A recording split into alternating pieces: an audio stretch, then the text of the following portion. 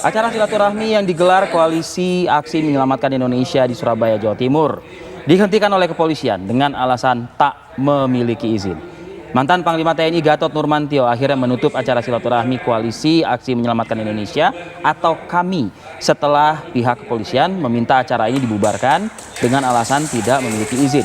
Masih menurut pihak kepolisian, acara yang digelar belum pernah melakukan asesmen terkait kegiatan pengumpulan massa dengan penerapan protokol kesehatan. Acara silaturahmi akbar KAMI yang dihadiri Gatot Nurmantio sebelumnya akan digelar di Gedung Juang 45 namun batal dan dipindahkan ke Gedung Jabal Nur. Ratusan orang yang mengatasnamakan Surabaya adalah kita berunjuk rasa dan menghadang para peserta silaturahmi Koalisi Aksi Menyelamatkan Indonesia atau KAMI di Gedung Juang 45. Dan dalam aksi penolakan ini, massa menilai bahwa massa silaturahmi KAMI di Surabaya ini merupakan gerakan makar dan pengkhianat terhadap bangsa dan juga negara. Melihat adanya pelarangan dari massa, panitia kemudian memindahkan acara ke Gedung Jabal Nur. Namun di gedung ini acara juga tidak berlangsung lama karena pihak kepolisian kembali meminta acara dihentikan dengan tidak ada izin kabarnya, Evi ya. Oke. Benarkah tuduhan bahwa aksi yang dilakukan oleh KAMI ini termasuk makar atau ada pihak tertentu yang merasa terganggu?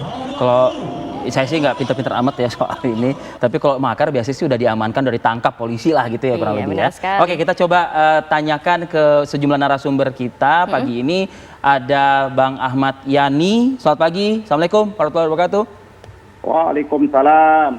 Sehat Del. Alhamdulillah sehat. Ada juga Bang Arteria Dahlan. Selamat pagi, Assalamualaikum Bang Arteria. Pagi, assalamualaikum. Waalaikumsalam. Wah, mencolok sekali warna bajunya. Seger ya. Seger ya. Tapi saya nggak lihat warna bajunya. Dan Oke, dan juga ada Mas Adi Prayitno, analis politik. Selamat pagi, Assalamualaikum Mas Adi. Selamat pagi, Fadil. Lagi, saya mau ke Bang Ahmad Yani, Bang. Ini benar kemarin memang karena masalah perizinan atau ada faktor lain sehingga harus dihentikan? Jadi pertama kita ingin mengklarifikasi dulu dan kita meminta argumentasi dan bukti yang dituduhkan ya kan kepada kami oleh kita yang dianggap gerakan makar dan lain sebagainya, mengganggu dan lain sebagainya seperti itu. Karena apa yang kita lakukan adalah dalam rangka manifestasi dari Undang-Undang Dasar, ya kan, kebebasan berserikat, menyatakan pendapat dan berkumpul. Maka kita yang namanya mendeklarasikan kami ini tanggal 18 Agustus tahun 2020 yang lalu. Pada waktu yang bersamaan dideklarasikan juga kami-kami yang ada di seluruh wilayah dan di berbagai macam negara, termasuk Jawa Timur, Surabaya ini sudah ikut deklarasi pada tanggal 18 Agustus yang lalu. Lancar nggak deklarasi waktu itu? Ya, acara yang Senin itu adalah bukan acara deklarasi. Acara Senin itu adalah silaturahmi saja. Silaturahmi dengan tokoh-tokoh, dengan para ulama, ABIP, dengan Pak Nurmantio, dengan Pak Profesor Wahab. Mengerahkan massa juga kemarin itu? Tidak ada mengerahkan massa. Silaturahmi kok mengerahkan massa? Mengerahkan massa itu kan demonstrasi, seperti itu. Tapi pesertanya cukup banyak Bang kemarin kabarnya ya? Enggak, cuma beberapa orang nggak nyampe. Dia kan sesuai dengan muatan gedung yang akan direncanakan itu. Kan itu. Nah, itu acara kalau dikatakan bahwa tidak ada izin, kita mungkin agak berbeda pandangan. Justru ya pada tanggal 26 September itu pihak panitia ya kan telah memberikan surat kepada pengelola gedung, ya kan, sudah ada persoalan semua dan lain sebagainya, dan gedung sudah oke, ya kan, yang gedung di Gedung Juang itu. Nah, terus bersamaan juga mengirim surat kepada Kapolda, kepada kepolisian, ada pemberitahuan kegiatan. Kan memang rezim kita sekarang kan bukan rezim izin dan bukan rezim pemberitahuan, dan izin itu kalau pertunjukan, kalau ada konser dan lain sebagainya, karena ini menyangkut pola pengamanan dan lain sebagainya. Tapi Kabid Humas Polda Jawa Timur kemarin juga sudah bersuara, karena kalau istilahnya di Jawa Timur, di Polda Jawa Timur, mereka tuh ada semacam kayak tahapan asesmen, kabarnya seperti itu. Boleh, nggak ada masalah. Itu nggak ada masalah, Dir. Kan itu kan kita sudah melayangkan surat, seharusnya dilihat asesmennya itu. Apakah gedung yang akan dilaksanakan itu adalah sudah layak, apakah sudah memenuhi syarat-syarat protokol, apakah gedung itu nanti tempatnya, bangkunya sudah disusun dan lain sebagainya, nggak jadi masalah. Yang itu yang seharusnya dilakukan investigasi oleh pihak kepolisian. Nah, pihak kepolisian tidak melakukan investigasi dan lain sebagainya, melakukan asesmen. Justru pada tanggal 27, pihak kepolisian ini menelpon panitia bahwa acara harus ada izin, ya kan seperti itu. Nah, kita bingung malah ada izin-izin apa, Katanya udah acaranya kasih ada izinnya. silaturahmi. Dan gawat kalau di Indonesia ini saat ini setiap ada acara silaturahmi harus diperlukan izin dan lain sebagainya. Tapi tanggal 27 dalam arti pihak kepolisian sudah mewanti-wanti ya Bang ya, harus ada izin begitu ya? Ya, kita menyatakan, panitia menyatakan, kami sudah memberitahukan, silakan kalau proses mau lakukan asesmen, silakan melakukan asesmen, dilihat gedung itu memenuhi syarat atau tidak. Nah, memang akhirnya juga pada hari Ahad sore, ya kan Ahad sore itu pihak pengelola gedung ditelepon oleh gugus Covid, dan ini modus di mana-mana. Gugus Covid untuk tidak mengizinkan. Nah, seharusnya gugus Covid bukan dalam konteks izin mengizinkan, dia melakukan tinjauan juga. Apakah gedung yang akan dilaksanakan itu sudah memenuhi standar, memenuhi protokol? Ya kan gugus Covid itu kan punya standar dan protokol dan lain sebagainya. Karena pada sisi-sisi lain juga adalah tidak dilakukan oleh gugus Covid. Yang dikhawatirkan mungkin orangnya itu akan berjubel, akan membeludak begitu yang Iya. dikhawatirkan. Betul. Kalau orangnya menjubel kan itu di dalam. Itu kan di dalam di dalam gedung. Makanya kita sudah mensyaratkan betul acara Ya bukannya justru silaturahmi. semakin bahaya Bang Yani kalau misalnya di dalam gedung. Kalau dia dibatasi memenuhi Ini kita bicara protokol. COVID ya Bang, kita bicara COVID Bang. Betul, setuju. Tapi kalau dia memenuhi protokol dan lain sebagainya, tahapan yang lain sebagainya, seperti itu. Jadi Ya kan, alasan dia- pihak kepolisian karena ini melanggar protokol kesehatan atau memang izin perizinannya yang tidak lengkap sebelumnya Bang? Tidak, sesungguhnya pihak kepolisian juga hanya menyatakan bahwa harus ada izin seperti itu. Tapi izin Nah, apanya tidak jelas juga begitu? nggak jelas, harus ada izin ya. Kita menyatakan kita sudah memberitahukan acara. Kan kita tidak melaksanakan konser kayak yang di Bekasi kan, atau yang kayak di Tegal konser itu ada konser dangdut dan sebagainya seperti itu. Tidak Oke, seperti Bang Yani. itu. Bang Yani, Nah. tapi terlepas dari COVID-COVIDan tadi yang kita bahas nih Bang ya, ada juga masa yang menolak Bang. Nah, itulah juga yang kita menjadi masalahkan juga. Masa itu ya kan, yang namanya mengaku kita itu melakukan penolakan. Pertanyaan kita atas dasar apa, atas tindakan apa, mandat apa dia melakukan penolakan dan ingin melakukan pembubaran seperti itu. Kok dia mengambil peran-peran ya kan negara. Ini gawat kalau setiap organisasi melaksanakan. Berarti Bang terus ada- Yani berpikiran ini sebenarnya ada faktor lain begitu Bang? Ada faktor lain. Ini kemungkinannya adalah faktor Pak Nurmantio kena datang ke Jawa Timur seperti itu.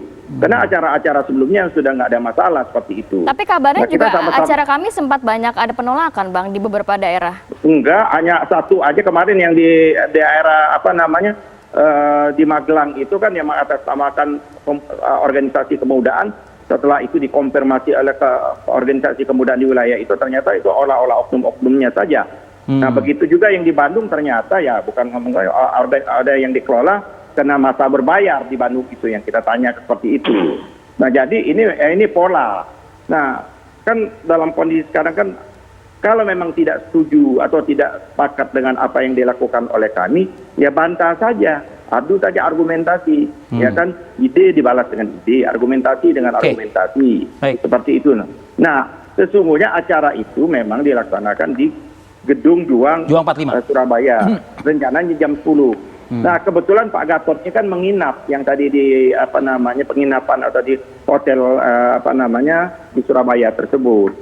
Nah, pagi-pagi itu memang beberapa tokoh-tokoh kiai sarapan bersama. Nah, ini yang di tempat dibubarkan oleh kepolisian ini bukan di tempat acara.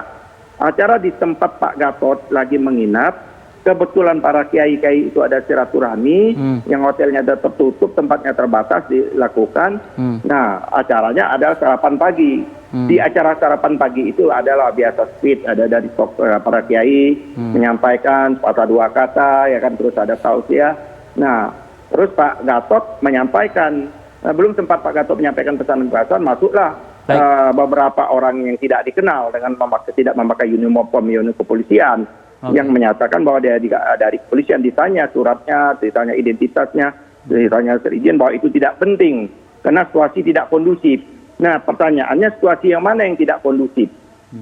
Karena mereka yang melakukan aksi itu sesungguhnya aksi yang mereka pemberitahukan itu ada di depan Gedung Juang, bukan di depan hotel penginapannya Pak Nurmantio, karena itu tempatnya jalannya juga terbatas, kecil. Mereka membawa adalah mobil komando yang cukup besar dengan suara sound speaker yang begitu kencang, mengganggu jalan, mengganggu ketertiban, dan tidak menerapkan protokol kesehatan.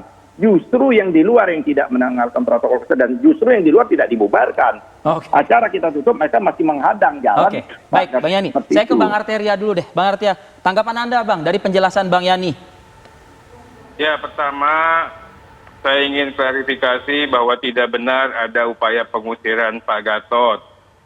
Sekalipun ada bentuk-bentuk upaya penegakan hukum, itu upaya penegakan disiplin protokol COVID. Meskipun ada orasi yang meneriakan pengusiran tersebut. Nggak ada itu, nanti ya. Kemudian saya katakan, ya perlu kita semua pahami betul suasana kebatinan kota Surabaya. Dari zona hitam, merah, sekarang 2 minggu ini sudah ke orange, mudah-mudahan ke kuning. Artinya keadaan sempat mencekam. Ya, bahkan waktu itu sempat hubungan antar kepala daerah, wali kota, gubernur sempat panas. Pada saat ini kita semua sepakat, kebetulan saya dapil dari Jawa Timur, untuk mengefektifkan aparat penegak hukum untuk melaksanakan penegakan protokol kesehatan COVID-19.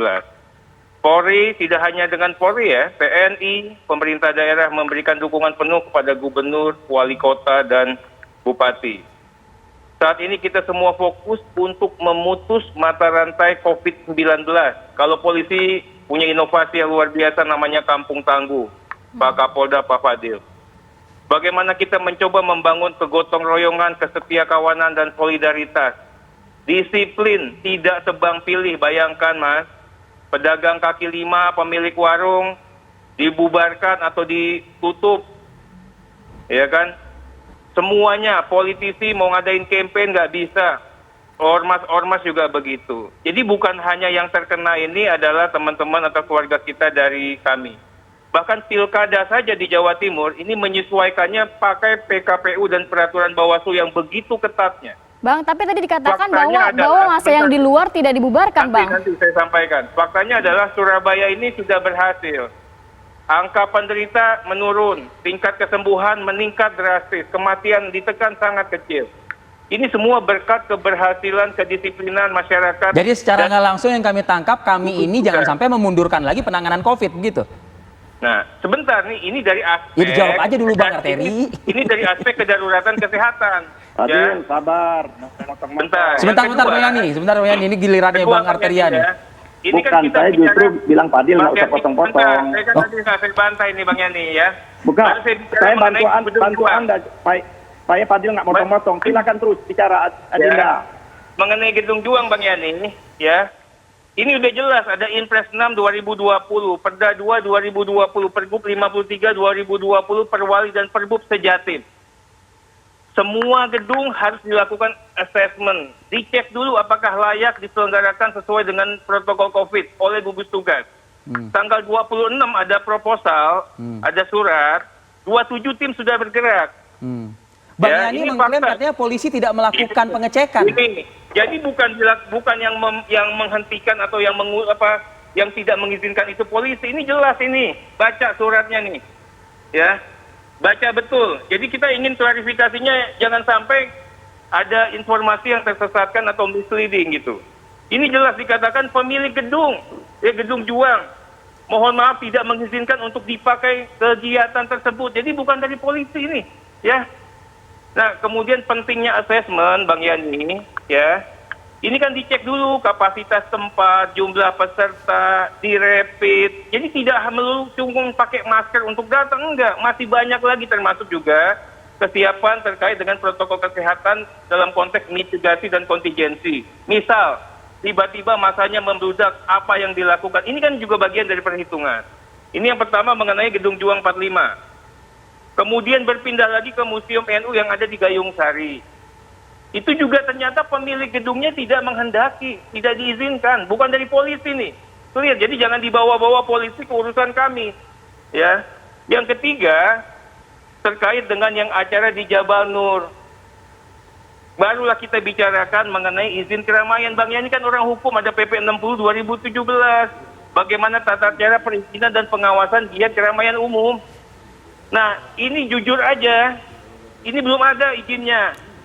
Kemudian, tadi dikatakan sama Bang Yani ada masa kontra, ya, atau Surabaya apa gitu ya. Ini juga tolong dipahami lah suasana kebatinan. Yang lagi pesta atau kontestasi pilkada saja nurut. Yang lagi kontestasi ini pengen ini nurut. Ya, kita juga kalau bisa ya nurut lah. Apalagi orang Surabaya ini orangnya guyup rukun, nggak mau ribut pada prinsipnya. Jadi jangan dibawa-bawa masa Surabaya Baik. ini.